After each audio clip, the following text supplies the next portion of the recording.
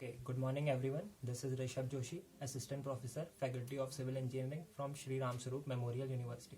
Okay, so in today's lecture we will be discussing basically about conjugate beam method for analysis of determinate structures.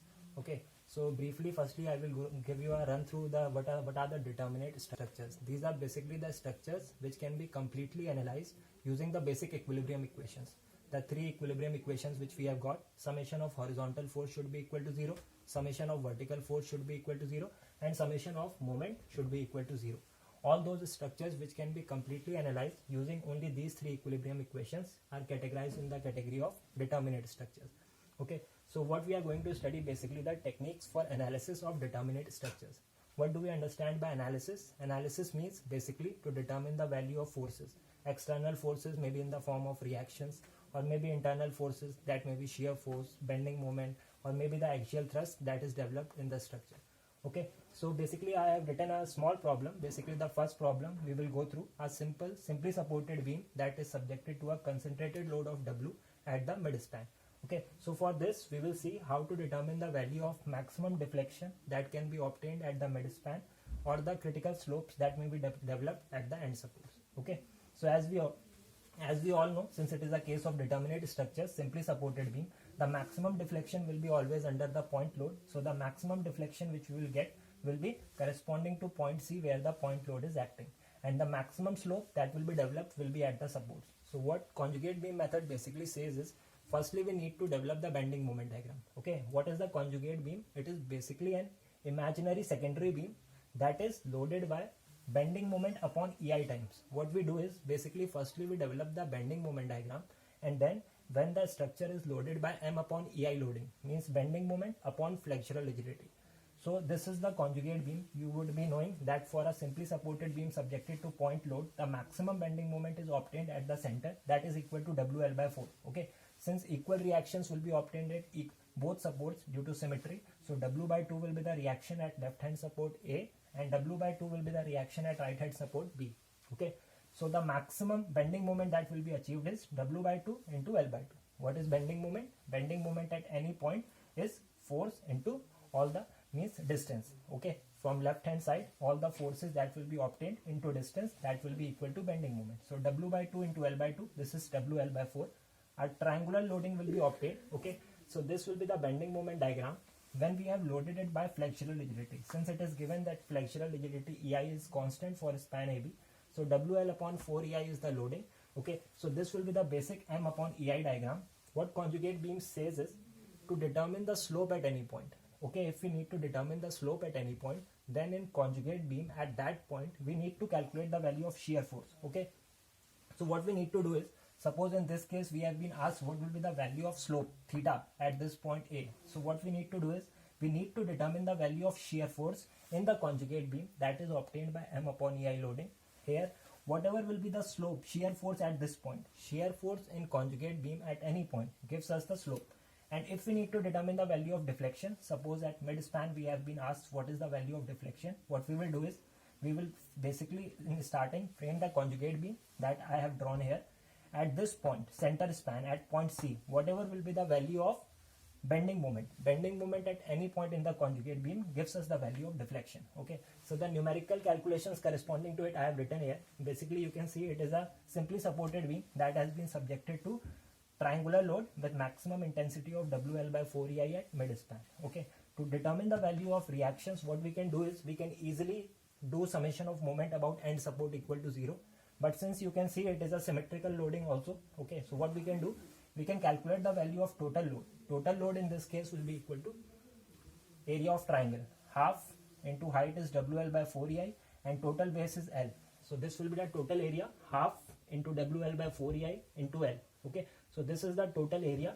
What we need to do, since we know both the reactions will be same. Why? Because this loading is symmetric about central axis. Okay, so about this axis, since both the reactions, since the area of loading is same, so both the reactions will be same. So what I have done is, total area is this, WL square by 8 EI. Half of WL square by 8 EI will be equal to WL square by 16 EI. So this will be the reaction support. What will this give? This is the reaction. If we need to determine the value of shear force at this point, since only this reaction is acting at left hand support A, So this will correspond to the shear force WL square by 16 EI. So basically this will give us the value of slope theta at joint A. Why? Because just now I told you that theta at any point, slope at any point will be the shear force corresponding to the conjugate beam. Next, what we need to do is we need to determine the value of deflection. Okay, one more thing, what we can do, if we have been asked to determine the value of theta b here, okay, so same reaction will come here also. Just now I told you, due to symmetry of loading, both the reactions will be same. Just half the value of total loading. This is WL square by 16 EI. So again you can see this will be WL square by 16 EI. This will be the value of theta. Okay, theta means slope at joint B. And we can also see the deflected shape also. If this loading will act, then due to symmetric, theta A and theta B, both of them will be same. Okay, so theta A and theta B will have same value. And if we need to determine the value of deflection that I have calculated here, this will be the value of bending moment at this point in conjugate beam due to the loading that is acting.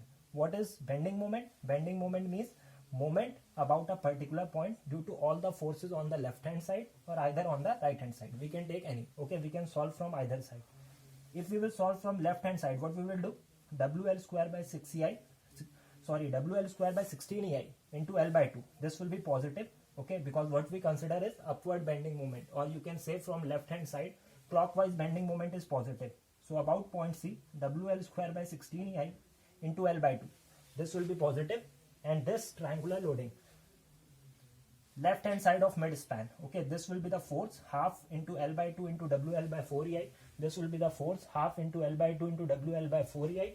And since we are calculating the value of bending moment about point C, okay, so from this point the value of centroid of this loading, okay, since triangular centroid lies at 1/3 from the larger side, this will be the value of larger side. Okay, so from here 1/3, at a distance of 1/3 the centroid will be lying. So 1/3 of L by 2, 1/3 of L by 2 will be the value of bending moment about this point. So what will be the bending moment? WL square by 16 EI into L by 2 minus half of L by 2 into WL by 4 EI. This will be the value of force, and this force has to be multiplied by the value of centroid. This will be 1/3 of L by 2. Okay, then you will calculate this. This will come equal to WL cube by 48 EI. So this will be the value of maximum deflection that will be obtained corresponding to point C. Okay, so this is how we can calculate the value of theta, and this is how we can calculate the value of maximum deflection that will be obtained corresponding to point load of W in case of simply supported beam acting at mid span. Okay, so this is how the calculation goes. In denominator we always obtain the value of EI, flexural rigidity. Higher the value of flexural rigidity, minimum will be the value of slope and lesser will be the value of deflection. Okay, as soon as higher will be the value of EI. What is E? E is the material property, modulus of elasticity. For different materials, value of modulus of elasticity is defined. And what is I? I is moment of inertia. Moment of inertia is a geometrical property. It is based on means particular dimensions. Okay, for rectangular section it is BD cube by 12. We have heard of it. For circular section it is given by pi d ki power 4 upon 64. This also we know. So this is how we can calculate the maximum values of slope and deflection. Okay, so that's it from conjugate beam method. A particular simple question we have gone through. Okay, so just a brief overview. What is conjugate beam method? It is an imaginary secondary beam. Okay, a conjugate beam is an imaginary secondary beam which when loaded by M upon EI diagram of real beam gives the slope and deflection of the real beam in the form of shear force and bending moment of conjugate beam. Means shear force gives us a value of slope, and deflection value can be obtained by value of bending moment in case of conjugate beam. Okay, thank you. Fine. Okay.